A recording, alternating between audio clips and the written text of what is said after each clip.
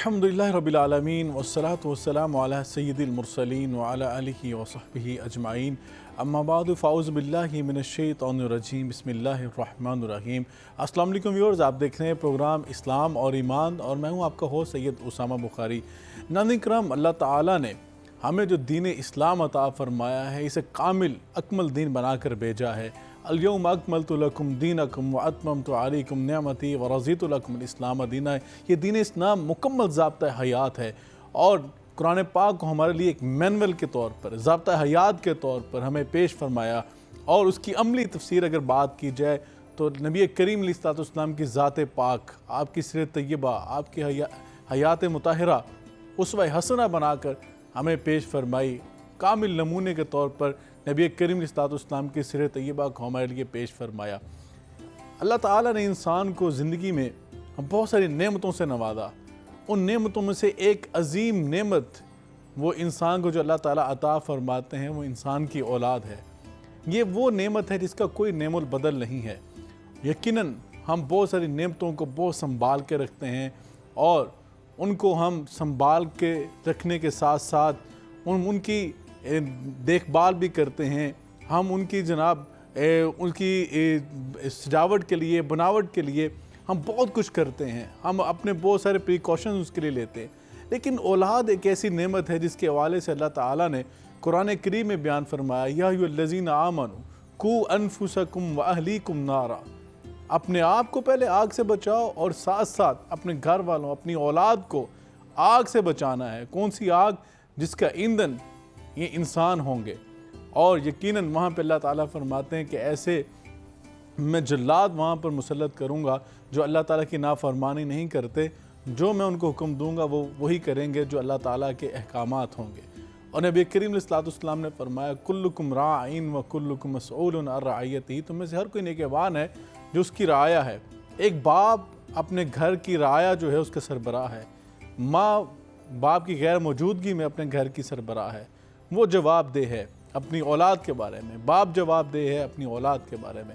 और यकीनन ये औलाद वो अजीम नेमत है जिसको अंबिया किराम अलैहिमुस्सलाम ने अल्लाह ताला से मांग कर लिया, रब्बी हबली मिनस सालिहीन। और नेक साले औलाद के लिए अल्लाह ताला से दुआएं की, रब्बना हबलना मिन अज़वाजिना व ज़ुर्रिय्यातिना कुर्रता आयुन वजअलना लिलमुत्तकीना इमामा। अल्लाह हमें, हमारी बीवियों को, हमारी औलादों को हमारी आंखों की ठंडक बना दे और हमें उनके लिए नमूना इमाम बनाकर मुत्तकीन का इनके सामने पेश फरमा। यकीनन नाज़रीन किराम, औलाद की तरबियत ये बहुत बड़ा अजीम अमल है और यकीनन मैं समझता हूँ इस हवाले से हमारी पूछ भी होगी, सवाल हमसे किया जाएगा कि औलाद दी थी, इसकी कैसे तरबियत की है। और माशरे में जब भी कोई औलाद कोई नेक काम करती है तो माशरा फ़ख्र के साथ तज़किरा करता है, ये फ़लाँ नेक बंदे की औलाद है, उसने अच्छी तरबियत की है। और अगर माशरे में औलाद से कुछ ऐसी गलतियाँ सरज़द हो जाएँ तो वो भी ब्लेम वालिदैन के ऊपर ही आता है कि इन्होंने अच्छी तरबियत नहीं की। यकीनन ये बहुत बड़ा मैं समझता हूँ कि सवाल है और बहुत बड़ा ये अमल है और जिसके हवाले से हमें अपनी ज़िम्मेदारियों का एहसास और इतराक होना चाहिए। आज के प्रोग्राम में इंशाअल्लाह हम बात करेंगे तरबियत औलाद एक बहुत बड़ा इस्लामी फ़रीज़ा है। हम इस फ़रीज़े से गाफिल तो नहीं हैं। अगर हम इस फ़रीज़े को सही तरह से अंजाम दे रहे हैं तो अल्लाह ताला का शुक्र भी अदा करना है। अगर गलती कोताही की पाई जाती है तो अल्लाह ताला हमें इस्लाह की तौफ़ीक अता फरमा दे। नाज़रीन किराम, आज के इस मौजू पर बात करने के लिए मेरे साथ जो मेहमान शख्सियात मौजूद हैं, नौजवान इस्लामी स्कॉलर्स हैं, इंतहाई खूबसूरत इल्मी और फ़िक्री गुफ्तगू फरमाते हैं। दोनों शख्सियात सबसे पहले हमारे साथ मौजूद हैं डॉक्टर हाफिज़ मोहम्मद साजिद इकबाल साहब। डॉक्टर साहब आपका बहुत शुक्रिया, आप काफ़ी देर के बाद हमारे प्रोग्राम में तशरीफ़ लाए। हम आपके शुक्रगुज़ार हैं। यकीनन आपकी मसरूफियात होती हैं। आपके साथ साथ मुफ्ती मोहम्मद अमजद खान साहब हमारे साथ मौजूद हैं। मुफ्ती साहब के भी शुक्रगुज़ार हैं। मुफ्ती साहब भी काफ़ी देर के बाद हमारे प्रोग्राम में आए हैं और हम उनको भी खुशामदीद कहते हैं। प्रोग्राम का बाकायदा आगाज़ भी करते हैं। डॉक्टर साहब की तरफ जाऊँगा। डॉक्टर साहब, ये औलाद एक बहुत बड़ी नेमत है। ये इंसान उनसे पूछे जाके जिनके पास ये नेमत नहीं है, लेकिन जब ये नेमत मिल जाती है डॉक्टर साहब ज़िम्मेदारियाँ भी बहुत ज़्यादा बढ़ जाती हैं। अल्लाह ताला ने ये ज़िम्मेदारी उनके कंधों पे डाल दी जिनको अल्लाह ने औलाद दी। कुरान करीम में और नबी करीम अलैहिस्सलाम के फ़रामीन में औलाद की तरबियत के हवाले से, औलाद की नशो नमा के हवाले से अल्लाह ताला ने बारहा दफ़ा में झंझोड़ा है, हमें अल्लाह ताला ने बारहा दफ़ा बयान किया है। वो क्या फ़ज़ाइल औलाद की तरबियत के हवाले से अहकामात जो हैं قرآن پاک میں نئی پسند کے فرامین بیان ہوئے ہیں ہمارے لیے بیان فرمائیے۔ بسم اللہ الرحمن الرحیم۔ اسامہ بھائی بہت شکر گزار ہوں میں آپ کا، آپ ہمیشہ سے بہت ہی خوبصورت موضوعات پر پروگرام کرتے ہیں۔ بہت شکریہ۔ یہ جو موضوع ہے یہ ہر گھر کا مسئلہ ہے، ہر معاشرے کا مسئلہ ہے، ہر امت کا مسئلہ ہے، اس پر غور و فکر کرنا، اس پر سوچنا۔ دیکھیے سب سے پہلی بات جس طرح آپ نے آغاز فرمایا ہے، اللہ رب العزت کا شکر ادا کرنا چاہیے کہ اللہ رب العزت کا ایک سلسلہ ہے، انسانوں کو اس معاشرے کے اندر پیدا کیا جاتا ہے، ایک نظام ہے، نکاح کا نظام ہے، اس کے تحت پھر اللہ رب العزت، جیسے اللہ رب العزت نے سورۃ النساء کی سب سے پہلی آیت کریمہ میں یہ بات ارشاد فرمائی، یا ایھا الناس اتقوا ربکم الذی خلقکم من نفس واحدہ وخلق منها زوجہا وبث منہما رجالا کثیرا ونساء۔ تو یہ سارا سلسلہ کیا ہے کہ یہ اللہ رب العزت کا ایک نظام ہے جس کے تحت ایک خاندان بنایا جاتا ہے، اور یہ سراسر یہ بات ہر ایک کو سمجھ لینی چاہیے کہ اولاد عطا کرنے والی ذات بابرکات اللہ رب العزت کی ہے۔ للہ ملک السماوات والارض یخلق ما یشاء یہب لمن یشاء اناثا ویہب لمن یشاء الذکور۔ اللہ جس کو جو چاہے عطا کرے، ایک تو جو مل جاتا ہے اس ضمن میں، جو اولاد ملتی ہے اس پر اللہ رب العزت کا شکر ادا کرنا چاہیے۔ دوسری گزارش یہ ہے کہ حضور نبی پاک صلی اللہ علیہ وسلم نے اور قرآن پاک میں ہمیں اس کی بہت زیادہ یہ تلقین ملتی ہے، جیسا کہ وہ مشہور حدیث ہے، رسول اکرم صلی اللہ علیہ وسلم نے ارشاد فرمایا اکرموا اولادکم فاحسنوا آدابہم۔ اللہ اولاد کی عزت کرو اور انہیں خوبصورت آداب سکھاؤ، واہ واہ واہ، اور اس کا نتیجہ کیا ہوگا؟ یغفر لکم، تمہاری مغفرت کر دی جائے گی۔ اللہ اکبر، اللہ، الفاظ کتنے خوبصورت ہیں، اولاد کی عزت کرو۔ دیکھیں یہ جو حدیث مبارکہ ہے نا، کیونکہ حضور علیہ الصلوۃ والسلام نے خود یہ ارشاد فرمایا انما اوتیت جوامع الکلم۔ یہ حضور علیہ الصلوۃ والسلام کے الفاظ تو بالکل مختصر ہوتے ہیں لیکن معنی کا سمندر اس کے اندر ہوتا ہے۔ یہ اللہ رب العزت نے اپنے پیارے محبوب محمد کریم صلی اللہ علیہ وسلم کو جو اعزاز عطا فرمایا ہے۔ اب دیکھیے فرمایا کہ اولاد کی عزت کرو، یہ اسامہ بھائی یہ بہت بڑی ایک کوتاہی ہے جو ہمارے معاشرے میں بھی ہمیں نظر آتی ہے اور دنیا بھر میں بھی اس کا نظارہ دیکھنے کو ملتا ہے۔ دیکھیں اصل اولاد جو ہے اس کی عزت احترام کرنا بڑا ضروری ہے، یہ حضور علیہ الصلوۃ والسلام کا پہلا حکم یہ ہے، اور یہ ہمارے معاشرے کی بڑی یونیک چیزیں ہیں۔ وہ سمجھتے ہیں کہ دیکھیں بس ٹھیک ہے، ان کو جھڑک دو، ان کو مار دو، ان کے ساتھ بدسلوکی کر لو، وہ بالکل ایسی چیزیں نہیں، ان کی عزت احترام کرو۔ حضور نبی پاک صلی اللہ علیہ وسلم تو اتنا احترام بچوں کا کرتے تھے، آپ جانتے ہیں وہ مشہور باتیں ہیں، لوگ لے کے آتے تھے بچے ملانے کے لیے، حضور علیہ الصلوۃ والسلام نے ان بچوں کو پکڑ لینا، گود میں بٹھا لینا، پیار کرنا۔ اچھا اب جب یہ آغاز ہوا نا اس عمل کا تو آپ جانتے ہیں وہ حدیث میں سارے واقعات موجود ہیں، لوگ حیران ہوتے تھے کہ یہ کیا منظر ہے، یہ تو ہمارے ہاں تو یہ کلچر نہیں ہے۔ حضور علیہ الصلوۃ والسلام نے یہ کلچر عطا کیا ہے انسان کہ بچوں سے پیار کرو، اولاد سے پیار کرو۔ وہ مشہور بات ہے نا، ایک صحابی بیٹھے ہوئے تھے، انہوں نے کہا کہ میرے تو 10 بچے ہیں، میں نے کبھی پیار نہیں کیا۔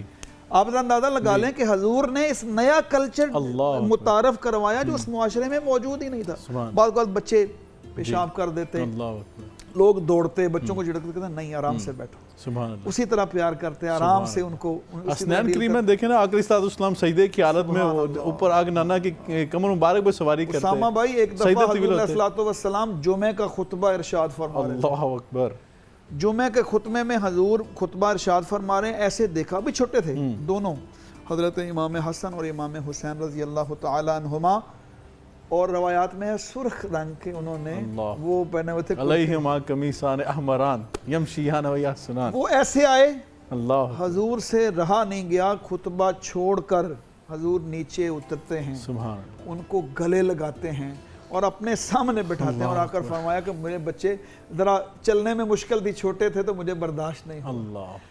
میں صرف ایک بات کر کے نا میں آپ سے گزارش کرتا ہوں، بات آگے بڑھ رہی تھی لیکن چلیں آگے انشاءاللہ بات چلے گی۔ ایک جو کہ آپ نے نام لے دیا حسنین کریمین رضوان اللہ علیہم اجمعین، یہ جو ایک دعا سکھائی حضور علیہ الصلوۃ والسلام، وہ دعا ایسی تھی، اور ساتھ فرمایا کہ یہ میں وہ دعا سکھانے لگا ہوں جو حضرت ابراہیم علیہ الصلوۃ والسلام پڑھا کرتے تھے، حضرت اسحاق اور حضرت اسماعیل علیہ السلام کے لیے، اور میں یہ دعا پڑھتا ہوں حسن اور حسین کے لیے، اور تم اپنے بچوں کے لیے دعا پڑھا کرو، اعوذ بکلمات اعوذکما بکلمات اللہ التامہ ومن کل شیطان وہامہ ومن کل عین لامہ۔ یہ الفاظ کے ساتھ حضور نے فرمایا یہ وہ دعا ہے جو حضرت سیدنا ابراہیم اپنے بچوں کے لیے اور میں اپنے بچوں کے لیے، سبحان اللہ۔ اس سے ذرا آپ اندازہ لگائیں کہ یہ کتنی اہمیت ہے اس بات۔ بالکل ایسی، اور یہ دعا جو ہے یہ میں سمجھتا ہوں کہ بحیثیت والدین ہم سب کو جو ہے وہ یاد ہونی چاہیے، اور اپنی اولاد کو ایک دم جو اللہ کے رسول صلی اللہ علیہ وسلم پڑھ کے کیا کرتے ہیں اثنین کریمین کو، یہ ہم خود بھی کیا کریں صبح و شام۔ اور یقیناً جب ہم شکایت کرتے ہیں کہ ہمارے بچے نظر کے شکار ہو جاتے ہیں اور بعض اوقات ہمارے بچے بیمار ہو جاتے ہیں، یہ دعائیں پڑھ کے ان کے اوپر پھونکا کریں، انشاءاللہ نبی پاک صلی اللہ علیہ وسلم کی مسنون دعائیں ہیں، ان کے اثرات ہوتے ہیں۔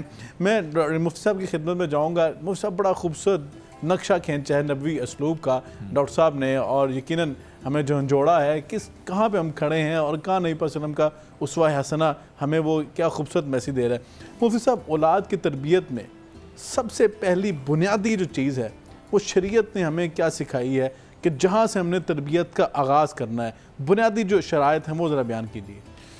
بسم اللہ الرحمن الرحیم۔ دیکھیے، بچے کا جو ذہن ہوتا ہے نا وہ بالکل ایک کورے کاغذ کی طرح ہوتا ہے، تو یہ اب ماں باپ کے اوپر ڈیپینڈ کرتا ہے کہ وہ اس کورے کاغذ پر جو ہے ایمان کے اور اخلاق کے جو ہے وہ گل بوٹے لگانا چاہتے ہیں، اس کی نقش نگاری کرنا چاہتے ہیں، یا دنیا پرستی کی لکیریں جو ہے اس کے اوپر کھینچنا چاہتے ہیں۔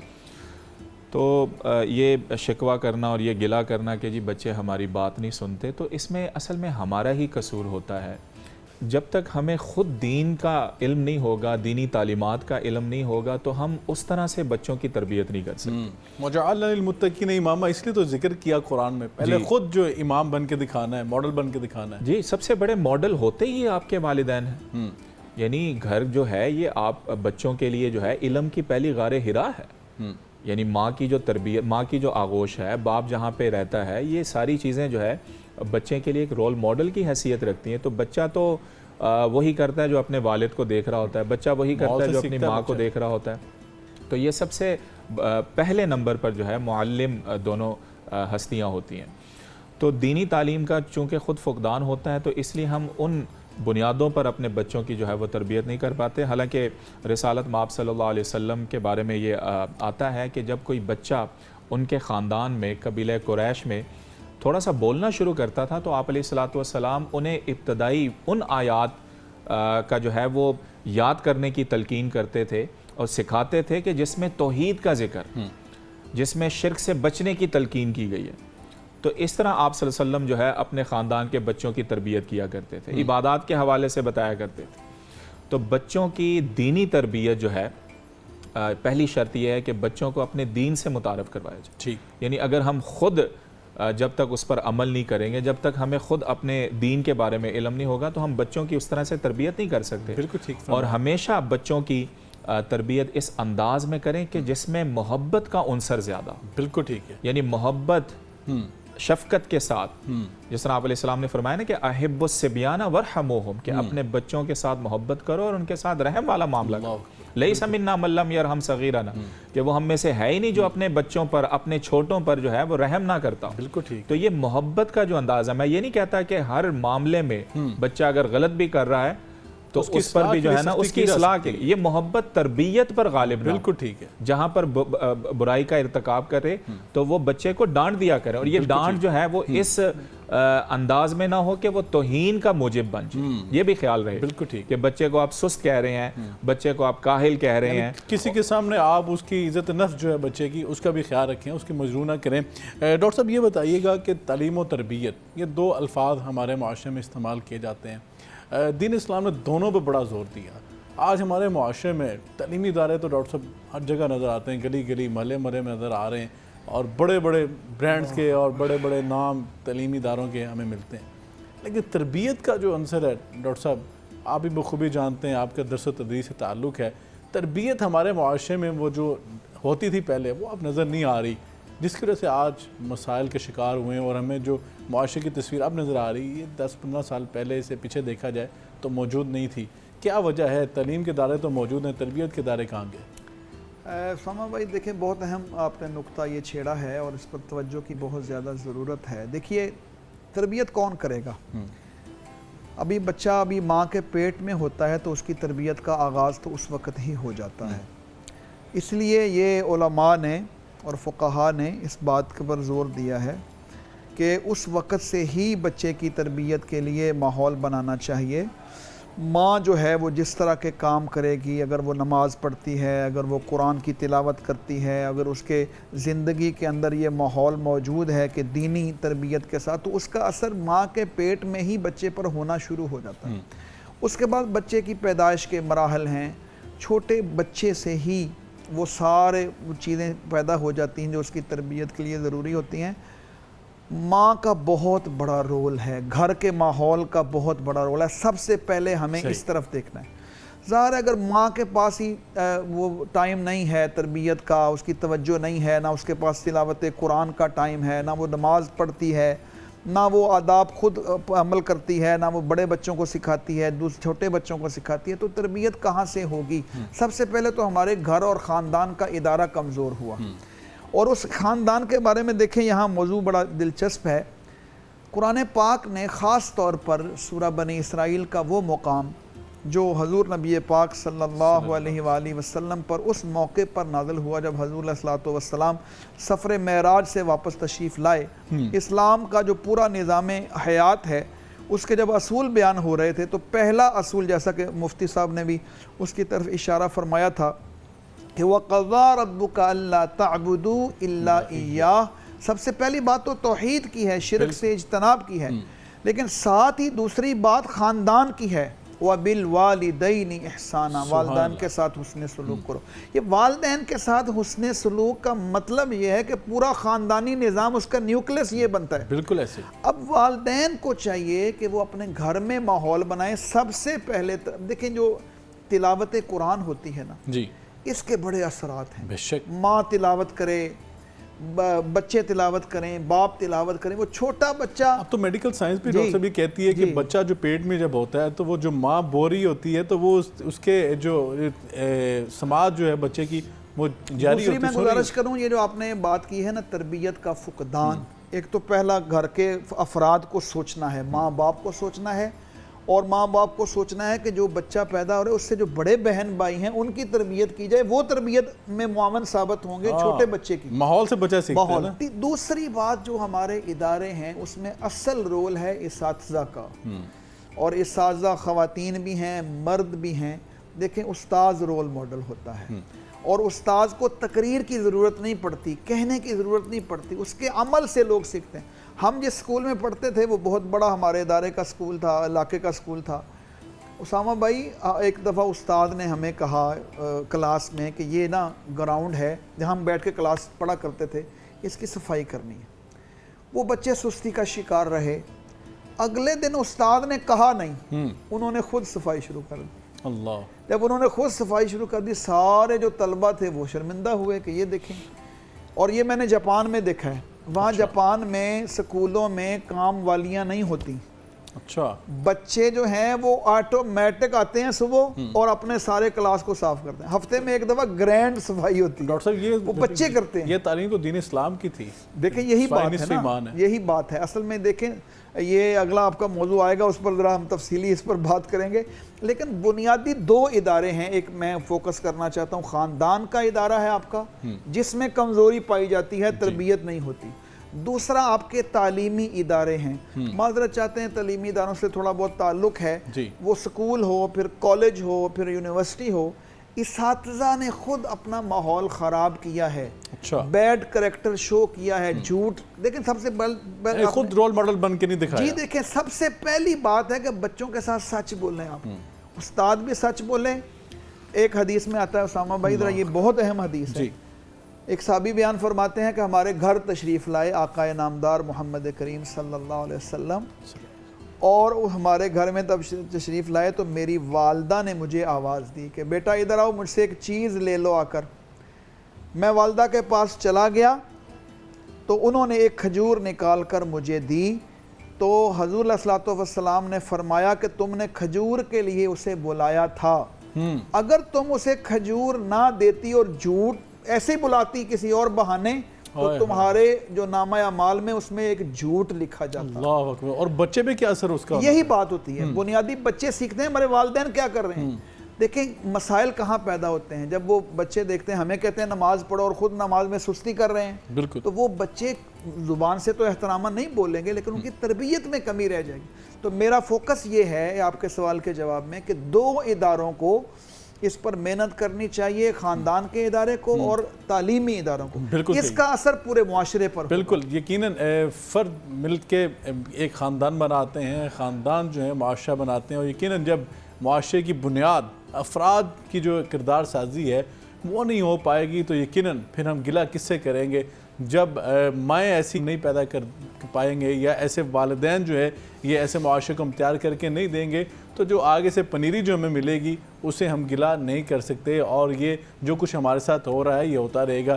اسی حل کیا اس کا ہو سکتا ہے, اس کو بہتر کیسے کیا جا سکتا ہے, اور آج کے معاشرے میں اسلامی بنیادوں پر حقیقی اسلامی تربیت کیسے کی جا سکتی ہے, اس حوالے سے سیکھیں گے. لیکن یہاں پہ ٹائم ہوا بریک کا, بریک کے بعد آ کے یہ سوال جو ہے علماء کی خدمت میں رکھتے ہیں. ہمارے ساتھ رہیے.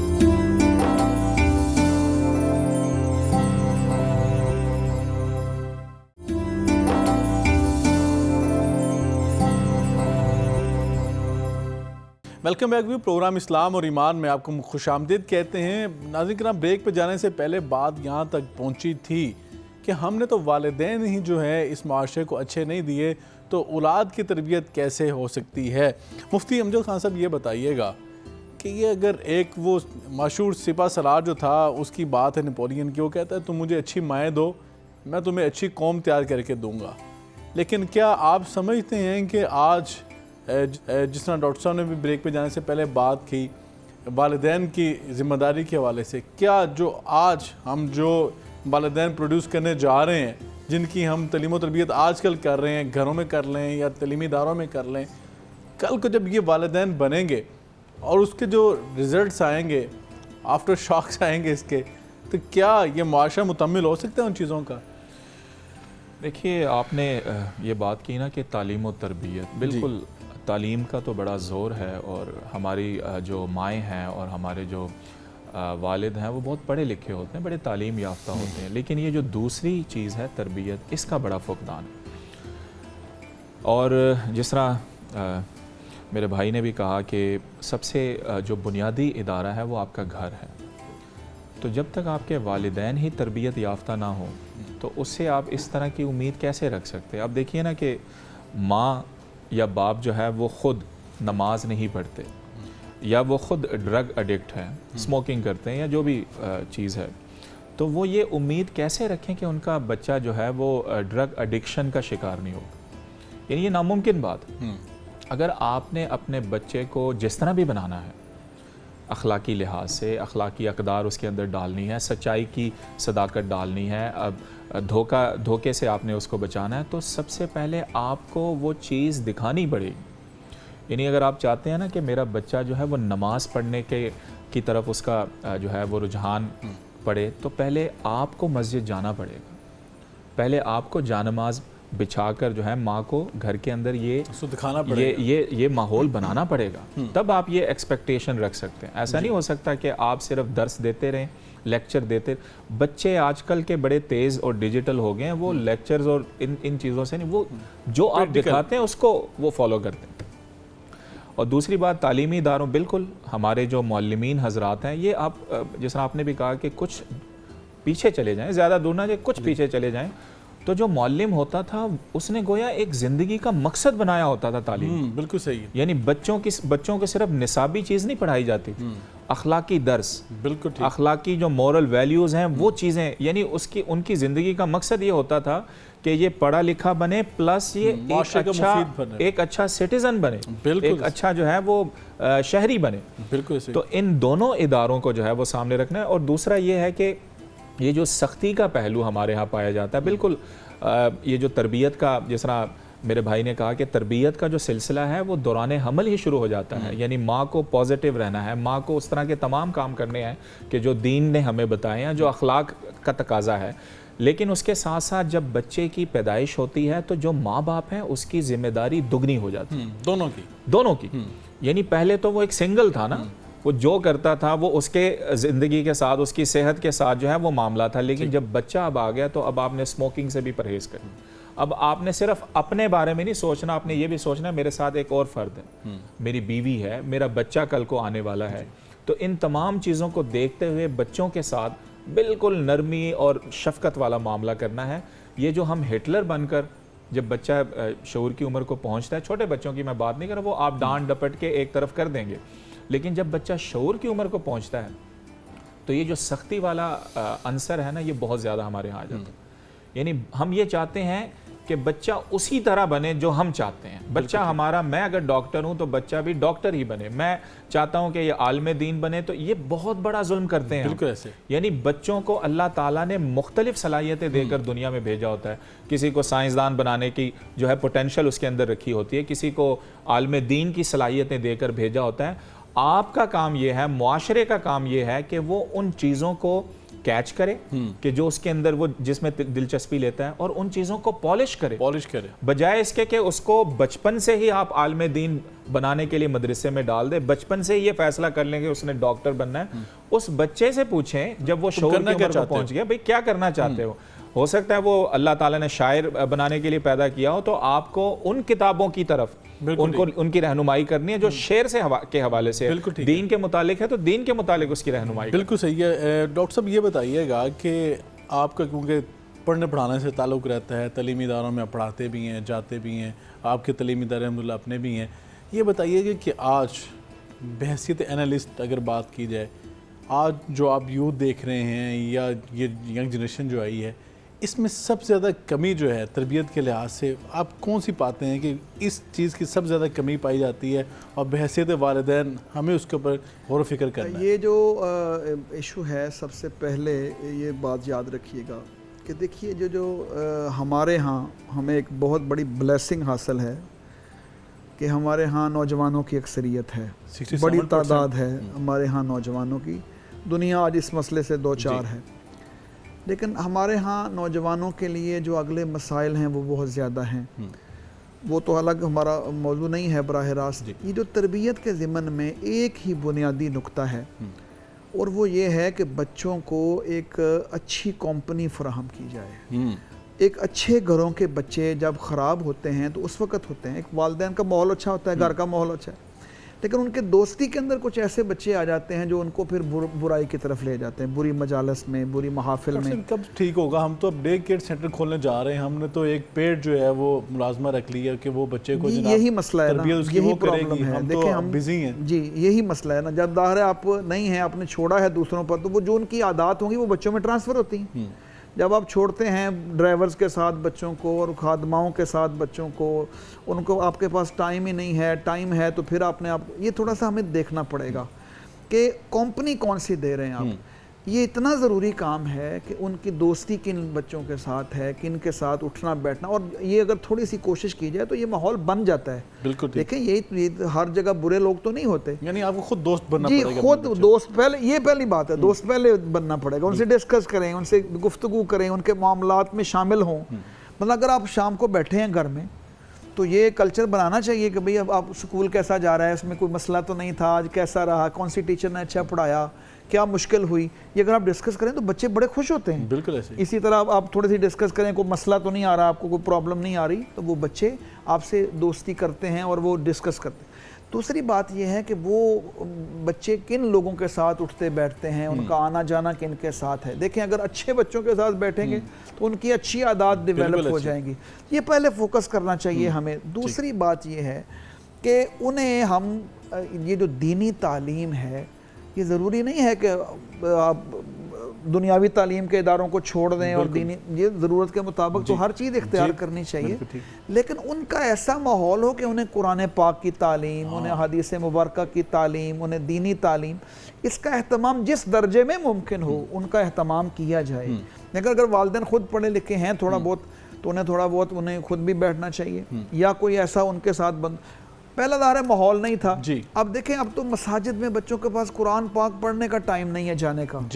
وہ رات لیٹ نائٹ کام کرتے رہتے ہیں یا جاگتے رہتے ہیں, موبائل کے ایشوز ہیں. اس ماحول میں تو زیادہ ضروری ہو گیا ہے.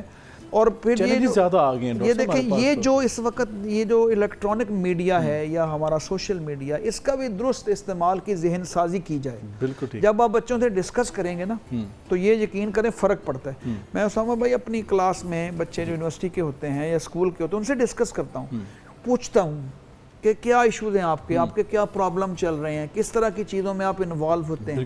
جب آپ انہیں تھوڑی ڈسکس کرتے ہیں نا وہ خود بتاتے ہیں. اب اس بات سے تو آپ روک نہیں سکتے بچوں کو.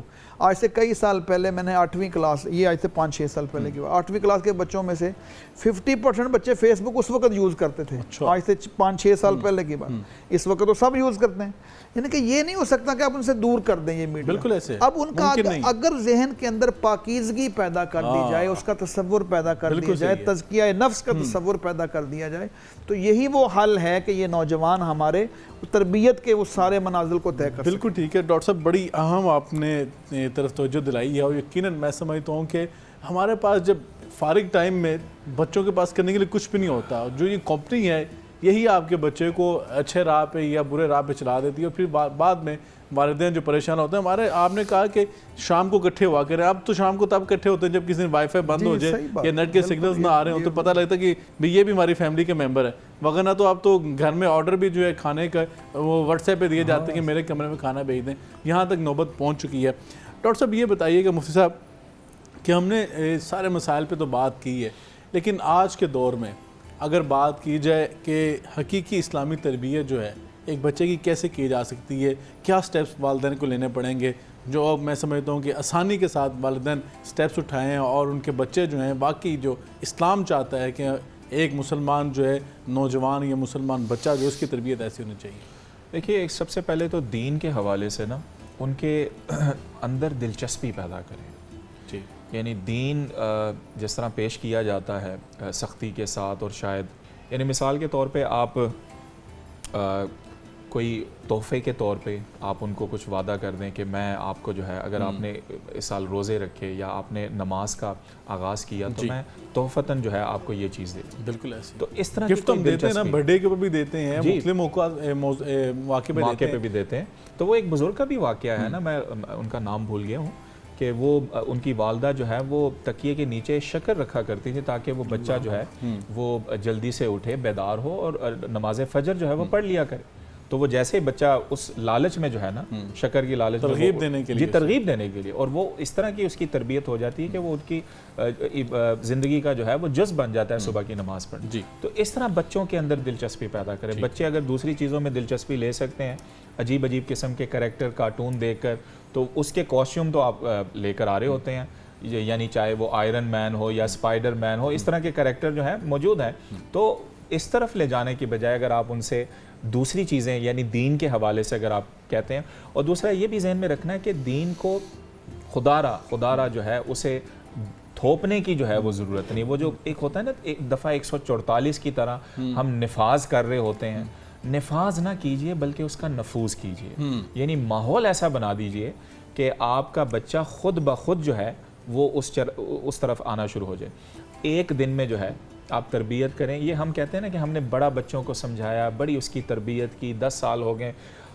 آپ یہ توقع نہ رکھیں بچے سے کہ وہ ایک ہی دن میں جو ہے وہ عبد القادر جیلانی بن جائے گا, یا ایک ہی دن میں ایک ہفتے کے اندر وہ جنید بغدادی بن جائے گا. آپ اسی طرح کا پروسیجر جو ہے اپنے ذہن میں رکھیں کہ جس طرح ایک دانہ آپ ڈالتے ہیں تو وہ آہستہ آہستہ پودا, پھر اس کے بعد ایک وقت ایسا آتا ہے کہ وہ تناور درخت کی شکل اختیار کر جاتا ہے. تو اس کا ذرا انتظار کریں, کیونکہ یہ انسان کا بچہ ہے, یہ وقت لیتا ہے, اس کی تربیت میں بڑا وقت چلتا ہے. آپ نے انبیاء علیہ السلام کی دعوتوں کو دیکھا ہے, تبلیغ کو دیکھا ہے. سیدنا نوح علیہ السلام کی دعوت بھی ہمارے سامنے کہ کتنا وقت لگا لوگوں کی اصلاح کے لیے. تو اسی طرح آپ اپنا کام جاری رکھیں, صبح شام کرتے رہیں, جب موقع ملے بچوں کے مزاج کو دیکھتے ہوئے, لیکن اللہ کے دامن کے ساتھ رحمت کی جو ہے وہ امید بھی رکھیں کہ ہمارا بچہ انشاءاللہ وہ بن جائے گا, وہ متقی بھی بن جائے گا, پرہیزگار بھی بن جائے گا. لیکن وہ بات وہی ہے جو ڈاکٹر صاحب نے فرمایا کہ پہلے دوست بنائیں, ان کے ساتھ شیئرنگ کرنا سیکھیں, ان کے لیول پہ آ کے ان سے بات کرنا سیکھیں, انہیں بتائیں کہ بیٹا یہ بات غلط ہے، یہ صحیح ہے، اور جس طرح دین اسلام نے طریقہ سکھایا ہے بتانے کا، باوجود اس کے کہ بندہ جلاد بنے، جس آپ نے کہا کہ گھر میں والد داخل ہو تو بچے چھپتے پھریں کہ ہمارے ابا جان آ گئے، ایسا نہیں، بالکل دوست بن کے۔ ڈاکٹر صاحب یہ بتائیے گا کہ سورہ لقمان اگر کہا جائے بچوں کی تربیت کے لیے ایک منشور، ایک چارٹر، اس سے بہترین چیز شاید ہو ہی نہیں سکتی، قرآن پاک میں اللہ تعالیٰ نے بیان کی۔ کیا آج کے اس دور میں ضرورت نہیں کہ ہر گھر کے اندر سورہ لقمان کے یہ اہم پوائنٹ جو ہیں یہ لکھ کر لگائے جائیں، ہر تعلیمی ادارے میں، یہ چوکوں چراہوں میں لگائے جائیں، یہ سورہ لقمان کے اگر یہ پوائنٹس اگر لگا دیے جائیں؟ میں چاہتا ہوں چیدہ پوائنٹ بھی بتا دیں، اور یہ بتائیں کہ آپ کیونکہ ماشاءاللہ یہ فہم قرآن کی کلاسز بھی پڑھاتے رہے، کورسز پڑھاتے رہے، یہ بتائیں کہ کس قدر ضروری ہے والدین کے لیے سورہ لقمان خود پڑھنا بھی، اپنے بچوں کو پڑھانا بھی؟ اسامہ بھائی یہ بہت اچھا کیا آپ نے کہ یہ اگر بات نہ آج ہم کرتے نا تو یہ ٹاپک کمپلیٹ نہ ہوتا۔ یہ جو الفاظ ہیں نا، اللہ رب العزت نے فرمایا اعوذ باللہ من الشیطان الرجیم بسم اللہ الرحمن الرحیم وَإِذْ قَالَ لُقْمَانُ لِابْنِهِ وَهُوَ يَعِظُهُ، ان الفاظ کے اندر یہ سارا میسج موجود ہے ہمارے پروگرام کا، کہ یاد کرو اس وقت کو جب لقمان جو ہیں وہ اپنے بچے سے بات کر رہے ہیں، وَهُوَ يَعِظُهُ، اور نصیحت فرما رہے ہیں۔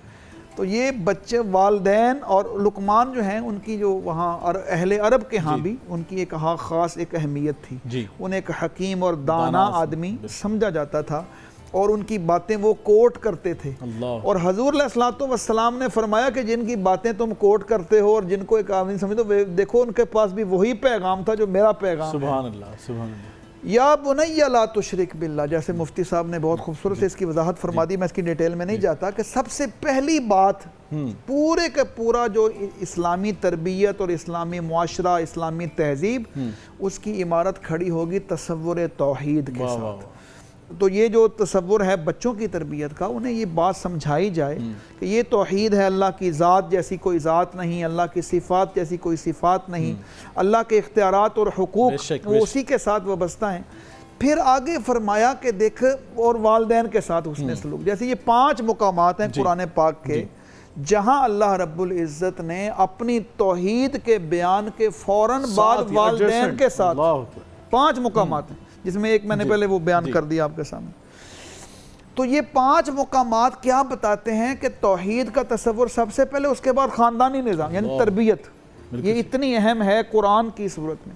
اور آگے دیکھیں، یہ سارا تفصیل کا موقع نہیں ہے، اس رکوع کے اندر جو حضرت لقمان علیہ السلام نے اپنے بچے کو نصیحت کی ہے، اس میں کوئی موضوع جو ہے وہ چھپا ہوا نہیں ہے۔ اس میں اکنامک ایشوز بھی ہیں، بالکل ایسے ہی سوشل ایشوز بھی ہیں، اس میں گفتگو، کمیونیکیشن سکلز اور تکبر سے اجتناب، وقصد فی مشیتک وغضض من صوتک ان انکر الاصوات الی صوت الحمیر۔